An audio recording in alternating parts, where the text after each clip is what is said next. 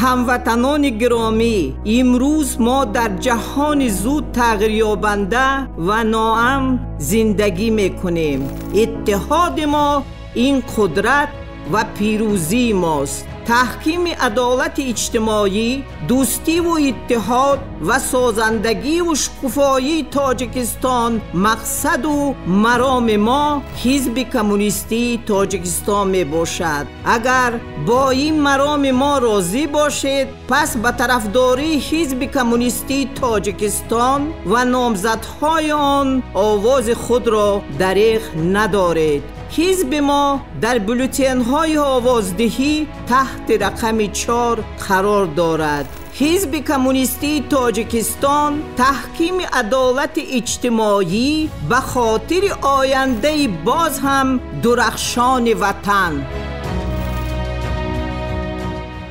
همدیاران عزیز، انتخابات یکی از مهمترین بخش نظام سیاسی در جامعه دموکراتی به شمار رفته، پیش از همه وسیله افاده اراده مردم و تشکل حاکمیت قانونی می باشد.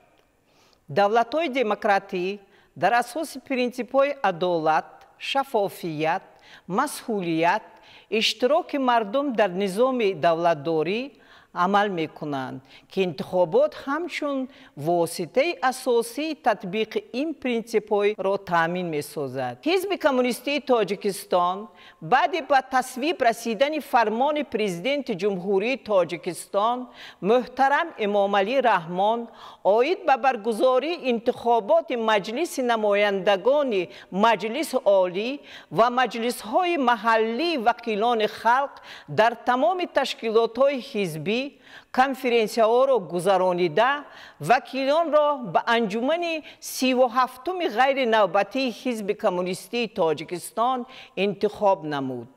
پیش از برگزاری انجمن در شهر و ناحیه‌ها، منطقه‌های ولایت‌ها لایحه برنامه عملی پیش از انتخابات حزب را که در تهیه آن عالمان، متخصصان ساحه‌های گوناگون از حزب کمونیست شرکت ورزیدند.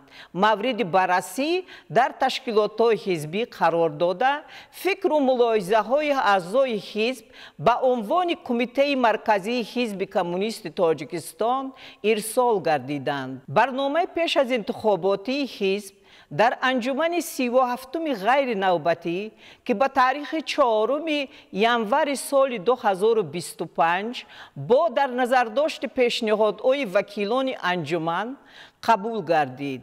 متن پره آن به تشکیلات‌های حزبی فرستانیده شده، بر علاوه در شکل ورقه مخصوص ترغیباتی اینچنین توسط نشریه‌های حزب روزنامه کمونیست تاجیکستان دسترس اهل جامعه گردانیده شد.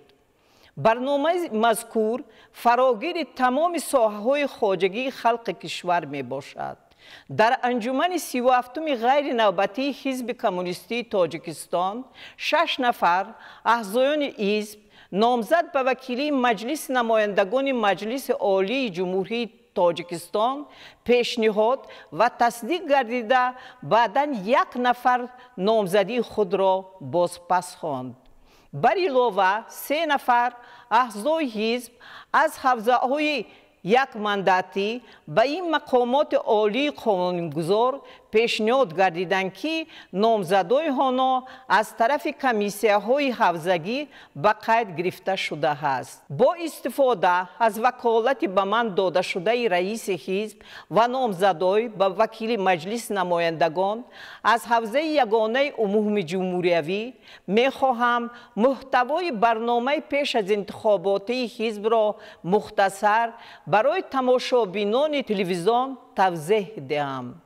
از جمله در بخش سیاست جوانان همچون قشر اساسی و قوه پیشبرنده جامعه یادرس باید کرد که چون دید ایشان به واقعیت حیات معاصر نزدیک و موافق است، برای آنها شرایط مساعد باید فراهم آورده شود.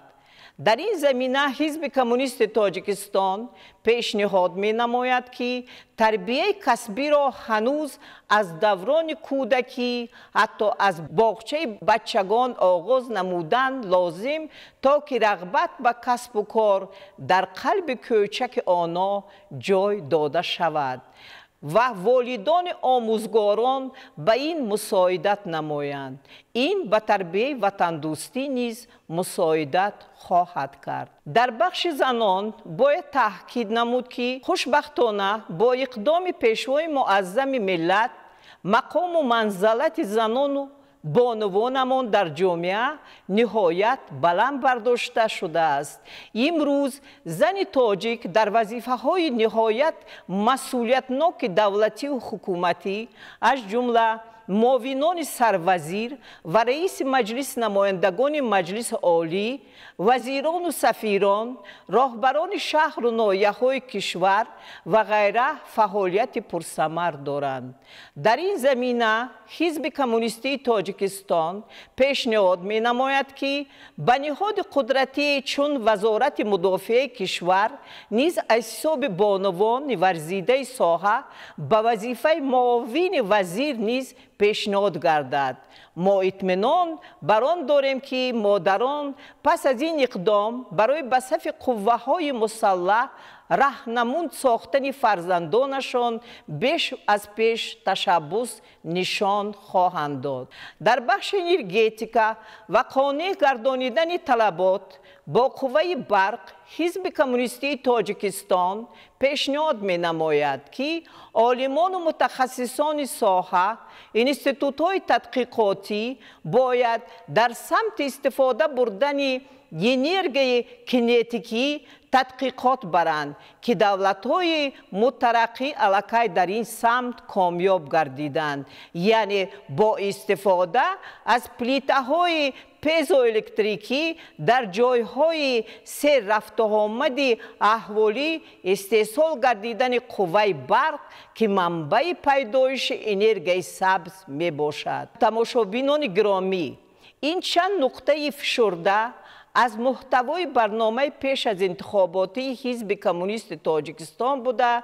برنامه در شکل پره و مفصل توسط ورقه‌های ترغیباتی، وسایط اخبار عموم یعنی نشریه‌های حزب کمونیستی، روزنامه‌های کمونیست تاجیکستان، اعتقاد و زحمتکش پیشکش گردیده است. ما اطمینان کامل داریم که شما انتخاب کنندگان عزیز به طرفداری حزب کمونیستی تاجیکستان که در بولتن‌ها تحت رقم 4 ثبت گردیده است آواز می دهید.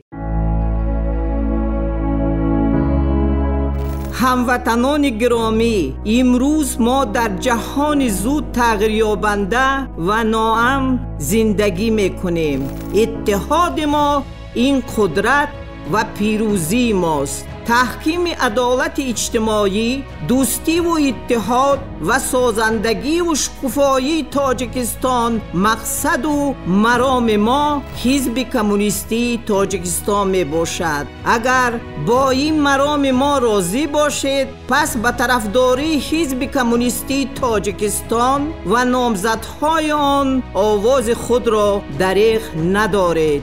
حزب ما در بولتن‌های آوازدهی تحت رقم 4 قرار دارد. حزب کمونیستی تاجیکستان تحکیم عدالت اجتماعی به خاطر آینده باز هم درخشان وطن.